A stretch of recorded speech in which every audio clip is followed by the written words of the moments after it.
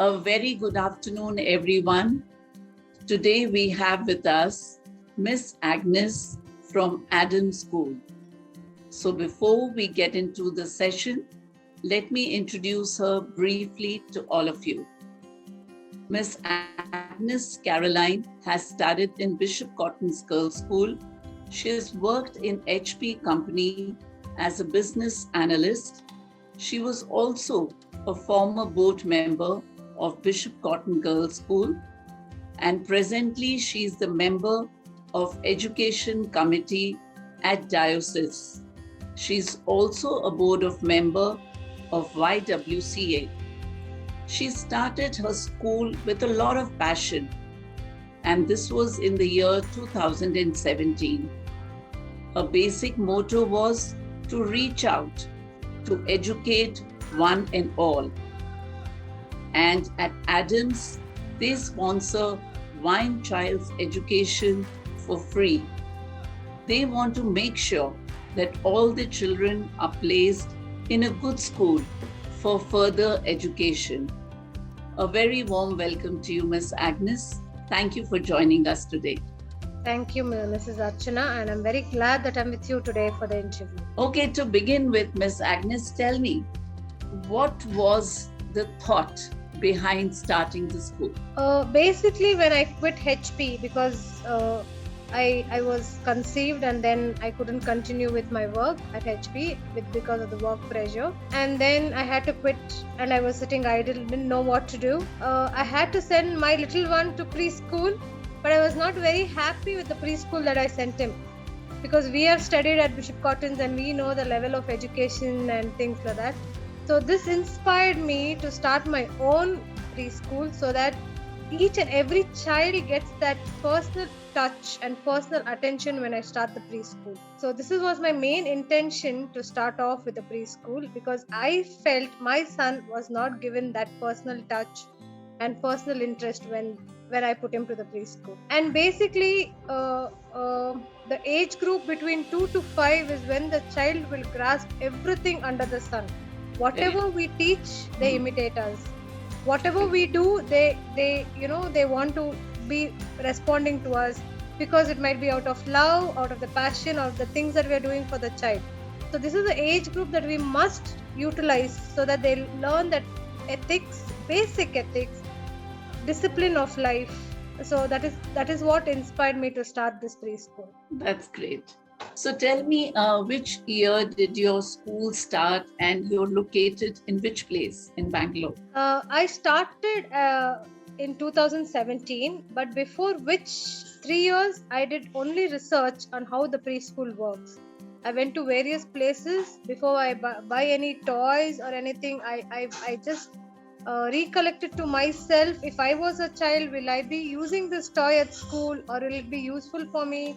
Or how do I, communicate to the child with a little span of that interest that the child has. So I started this school after a lot of research for 3 years at the year 2017. And it is located in Shantinagar, a very prime area where we have a lot of schools in and around. But my school, I'm sure it's a unique one in Shantinagar. Yes, I'm sure. And that brings me to the next question. When you said, like, in a city like Bangalore, we see so many schools all around. In fact, some of the areas are like school belt. They are not only the primary, secondary, but so many of pre-primary schools coming up in every nook and corner. So with so many schools all around, how does Adams School stand to make a difference? See, at Adams, I'm not focusing on a very high class people, but it is for the low tolerant middle class children who are coming to my school, especially these vegetable vendors and people from, who want to give the children the best education. And when I communicate to the parent is like, I have been struggling all my life, ma'am. I don't want my child to struggle. I want to give the best education I can. So my fee level is very low, not because I want to do it low, but I have to reach out for those parents who are actually working in those kind of areas. Low in sense, they can stretch a little bit and pay the fee what I have asked for. And they are doing it, like with the passion, so that the child should be well educated and not become like them, who are working hard, who are struggling to make up the bread for every day. So they don't want the child to be like that. So when they come to Adams, I am doing ICSE curriculum where your child can be even posted to a state level school and it will do a fairly well job. So when I'm doing this, my children are excellent at school level. I'm getting help through the local MLA or whoever it is to get the seat for them in better schools in and around. So the moment they say that they're coming from Adams, they're getting admitted. So I can assure that on this. So my school is unique here, and I'm sure all these parents are getting benefited out of it. Wow, that's so nice. And I think it's so rare to find because everybody who starts a school, of course, considers it like a business. And but the fact that you're reaching out to those children and those parents who cannot afford to pay so much of fees, that's really amazing that you're doing. And I'm sure that those people would be really blessing you. It's such an amazing thing. Yeah. So tell me, Miss Agnes, there are gone are the days where parents would probably just put their child in a school which was closest to their house. They would just not worry about the boards. Of course, in higher grades, grade 1 onwards, boards come into the picture. These parents have this concern that whether a school is ICSE, CBSE or IGCSE. So as an educator, do you think that boards, do they really define a child's success? See, actually, now parents are really upgraded. They want their child to study well, write the competitive exams, go abroad. Each parent have their own view of education these days. And since media is well reachable now, so they know what kind of education they need to put their child in. Some parents who are really well off, they would like to have their children without any pressure, work pressure or stress on the child, trying to put them on the international boards. So those schools like global international schools and that NCP and all that are giving them the good education so they can reach out to their career. One thing. Second is there are three class of people. Some people want to put their children only for education, the higher education level, and attend their what do you call them as competitive exams like KPS, IAS. So their parents who are concerned about that. So they want their children to study in CBSE. Because I get parents who say, I want my child to write the KS entrance exam, IAS entrance exam. So how is it going to help me if I put my child in ICSE board or CBSE board? So it is their view of thing, But there are parents who say, my child can go to any board, but he has to be well educated. I want them to just, earn for their living. So this class of people also are there. Yes. So board really doesn't matter because it depends on the fee structure and the education that you want to provide your child in and what kind of future that you want to develop in the child. That matters a lot. Yes. And I think it also depends on the child, whether the child is able to, interact with those kind of syllabuses that we are trying to teach out. Absolutely. Another thing that we see today is that parents, of course, not many of them, but some of them have this thing of making sure that their child learns everything pertaining to their child's age. We at schools, we create learning objectives for each of the grades and the age group of the children. So as for such parents, those who really want their children to learn everything, is there any particular way that a child learns best? See, at that age group, the child's span of attention is just for 2 seconds to 3 seconds. And whatever I need to drill to the child's head, I have to utilize that time because immediately they get distracted. At the new things, they get distracted. So I have to use the fun and learn way of teaching, playing with them, teaching with them, showing some media, showing some cartoons and things like that. See, parents cannot depend everything on the school. They have to do it at home as well, when they are children. But I get a lot of children, especially after post-COVID, child is throwing tantrums. They're so used to the screen time. They just don't want to share their toys with others. These are the basic things that we observe in a child.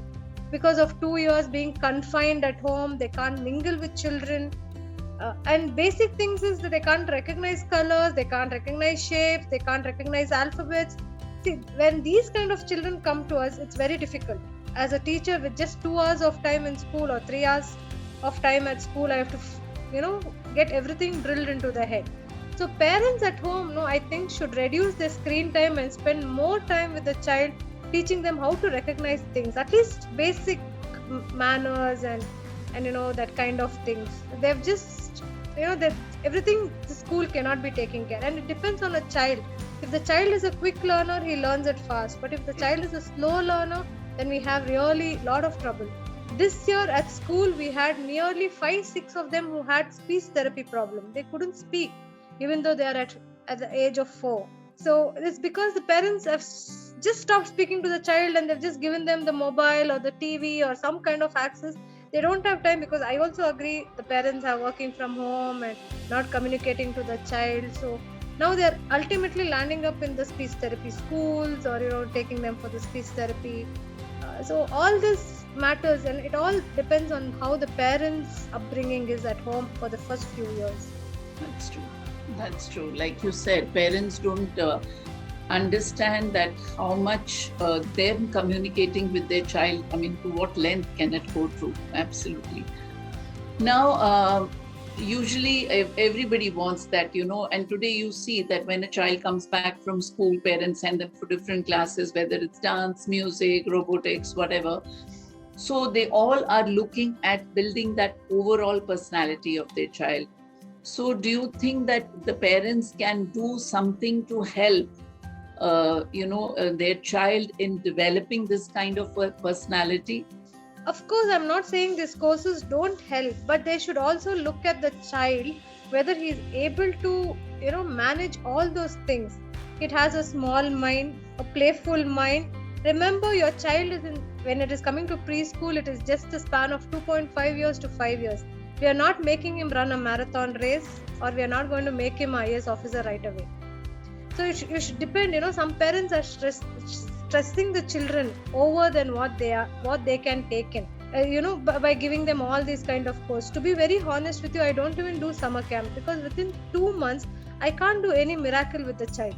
The 2 months the child actually has to get adjusted to me before it learns something, and it goes forward in trusting me. Only when it knows me, only when the child can interact with me, it will learn what I'm trying to tell. So that kind of the trust bridge you already as a parent have, because the child is always with you. So actually you can make so much of difference in your child by teaching yourself, then putting them into these kind of classes. It can be used after 5 years to 6 years of age, but the 2 to 5 years they are too small for this kind of these classes. And very true. Yeah, very true. So do you think that, like you were talking about screen time and digitization. So in the kind of world we are living in, of course, we can't shy away that today that has become a reality where, whether it's mobiles or, computers, that's become the need of the hour for many of us. So in such a world, how can the children become curious learners? How can we create curiosity in them? As little ones, how did the curiosity develop within us? We need to follow the old traditions sometimes, and it really works. And if you take your child outside, I only am saying, if the child has enough exposure for the outside world, it will know the curiosity will automatically develop. You take your child to the park, it will start asking various questions. You take your child to malls, the area and the concept behind us is different. You take them for a holiday, the concept behind it is different. So I would like to say the parents have to spend a lot more time on the child, especially during this phase where they need the personal attention and personal touch. Automatically, the curiosity in the child will increase. True. And you should develop the habit, and the child just follows what you do. So you should develop the habit of asking the child the questions. So they will in return ask you back the questions. So that is what I see in a lot of children, So I ask, what you're doing? They ask me back sometimes, what you're doing, ma'am? So I can see that kind of interaction between the children. So okay, yeah.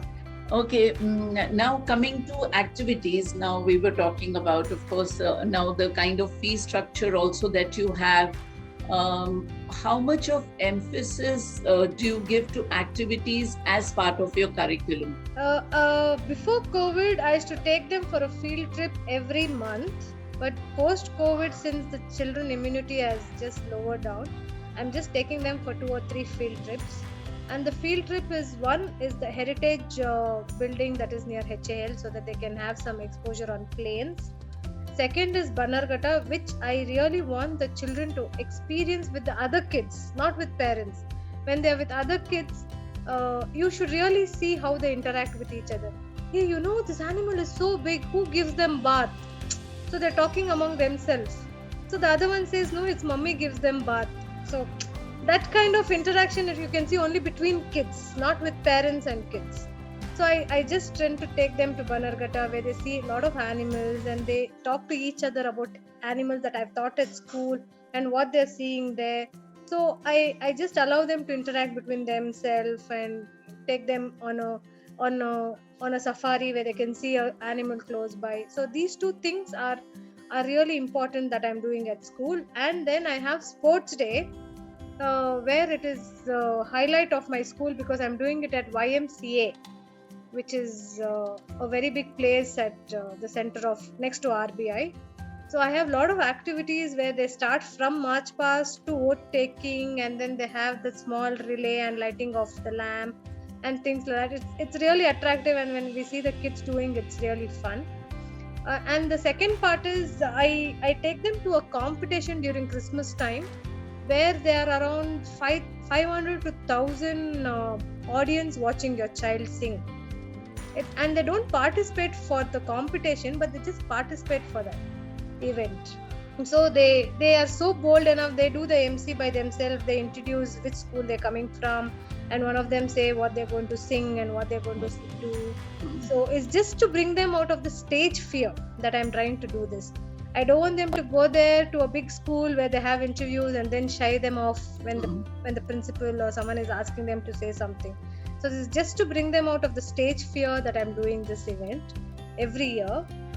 So that has been really helpful. And then I have my annual day and graduation day, where I give them the script, maybe 1 or 2 lines where it's kind of a drama or anything that I do my own script, and I give each child the script so that they can do the MC boldly and narrate the whole drama in their own words for just 2 lines or 3 lines.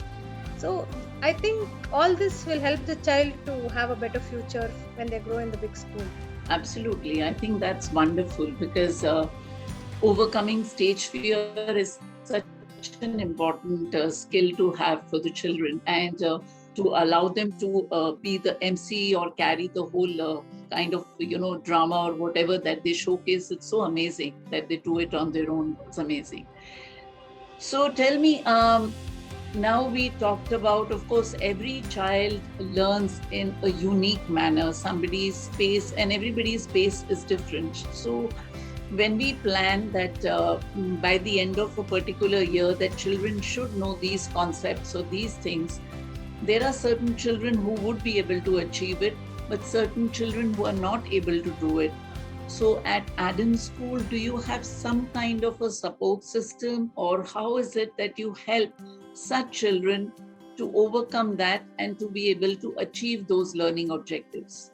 See, first thing, parents should know whether the child is a slow learner or whether it is a smart child, hyperactive child, whether the child is autism, whether the child has some problem where it has to overcome. Maybe we never know what background the child is coming from sometimes. At home it might be seeing parents quarreling and something like that. So that is the reason where the child might have shied off, or some impact on the child in the childhood. We never know, because the child cannot express what they are and what they want to try to say. Some parents are not ready to accept that the child is a slow learner. Some parents don't want to accept the child is an autism child and the child needs help. So I have a lot of parents who are doing that right now. But then they have to accept what the child is. And every child is unique. Even if it is a slow learner, even if it's an autism child, or whatever it is, every child is unique and they have their own ability to communicate to you in different ways only unless and until you spend some time with your child. Yes. So this is a very important thing, and if they really need the medical support that they need to take, and then put them to the speech therapy and the other thing, those kind of things, that also the parents should look into the matter. Some parents say no, my child is normal, and I know I don't have any problem with the child. No, but that is not true. And anyway, now government, I think, has made a rule, especially in international schools, they are taking autism children. I have children who have joined New Horizon, and then Vibgyor and Orchids Kids, and all those schools are actually taking these kind of slow learners and giving them extra help. This is what I'm doing at Adams as well. I don't want them to right away, say the rhymes initially like the other child. If it is not doing, it's still okay. A child is just small and is just trying to cope up. It might take another year for him to learn, but still, it's still okay. But sometimes you shouldn't compare your child with one another. That is what I would request the parents to know, that your child is unique. You don't have to do the comparison between any of the children. Yes, very true. And like you said, they need to have patience before their child starts speaking or doing certain things. What is the student-teacher ratio that you follow at school? Right now I have 3 teachers, and me being there, I'll be the 4th one, and I have 2 nannies, and I have around approximately 40 children, and that's all I have. I mean, I don't take behind that. Now, coming to the workforce, as we call them, the teachers, we always call them the pillars of our school because they are so important. So, in case somebody would like to join Adams School, what is the way that you recruit them? What are the qualities apart from the qualification that you look for before you appoint a teacher? I just look at the teachers if they are creative, whether they can interact with the children the way I interact with them, even in my absence. That is what I mean, and it is very important. And then I would like to see if they can, be more active with the children, not just sit lethargically. So I observe all those qualities. Only then I, try to hire the teachers. Otherwise, I just don't hire them. And most of the time I am there, so I don't allow the teachers to sit there idle and, way off their time. So. Yes, and I think it's so important because in the early years, especially, energy levels of teachers matter so much. So that's so important, like you said. Now, when it comes to parents' participation, whether it's in terms of helping the child with the homework or anything like that, or being part of school activities or events, how much of participation do you expect from your parents? How many times should they come to school? I have a assessment card, so every term I give them. So when we break up for Dasra vacations, I give them the first term assessment card. Then once when we break up for Christmas vacation, I give them the assessment card, and once the final term when they finish, I give them the assessment card. And if they take that assessment card to any of the schools, they'll get admitted. So it is like official TC. But then parents need to give 100% attention to the child. That is very important. What I teach at school, they should follow up at home. So that is very important. But sometimes, what happens, parents are not well educated, or parents are extremely busy. So never mind, I take care up to 90%. That 10% of what that attention is needed is definitely what I require from the parents. And not like other schools that I give them chart work or project work where the parents have to slog and do all things like that. Most of the time I only do most of the things at school, so they are learning. So I don't want to pressure the parents as well. So I am doing my level best at school. Okay. So it's only the homework part that they need to follow up. So I just tell them what they need to do. Even if I give them homework, I'm asking the parents to just tell them, just advise them. So most of my children at school, they would have picked up what I have taught. So when they go back home, it's just that the parents have to overlook if they've done the homework or not. So that is what I'm looking at the parents. I think that much is expected from a parent, to monitor what they are doing. Yeah. Now, where safety guidelines are concerned, of course, government has laid down these guidelines for all the schools to follow, and most of the schools are doing it. So at Adams School, What are some of the safety protocols that you follow to ensure the safety of children while they are in school? The whole of my school is carpeted. Even if they fall, I don't think they are going to get any injuries. And I have CCTV cameras everywhere in and around the school. And the gates are locked 24/7 where they cannot go out. And it is like a homely feeling where your child is not going to exact school. It is just like a home where, they're getting the parental love and things like that. And we are always there with the child. So there's nothing to worry. Safety measures, all the safety measures I've taken into consideration. That's great. So finally, towards the end, Miss Agnes, I would like to know that though you have shared that what made you become an educator, but what was that eureka moment where you knew that you wanted to get into education? Before I joined HP, I have done my B.Ed. I was teaching the high school's children. I used to teach 8th, 9th and 10th. And that is a different level of schooling, because from extreme big children to extreme small children. So their way of thinking and, their way of interacting, and especially 8th, 9th and 10th children are almost crossed their teens and getting into the young adult age and their hormones and things like that. It was extremely different. But I was very keen on teaching these little ones, because that love they give me, or the love they shed on the teacher, it's unconditional, I can say, than the high school children. These children, they can just simply blindly do what you say once they love you. That is what I really, Yes. wanted to experience myself with these little ones. So that is why I started a preschool. Wow. That's absolutely true. The love of the young ones is absolutely unconditional. Unconditional. I can Yes. I can bet it. They just blindly follow what you do, Yes. and blindly follow what you say. Yes. And their love is just that they're so innocent. They trust you like beyond your parents at one point of time. Sometimes they go back home and say, "My teacher has told this. I'm not going Yes. to do this." So that is a different experience. Only people who have experienced that, they really have the joy of their life. Absolutely. Anyway, it was lovely speaking to you, Miss Agnes, and we really pray that your school reaches the pinnacles of success with the passion and love that you're doing your work. And I'm sure that, very soon when we have you back with us, probably you will have more branches, and it'll be, a school which would be known to every household.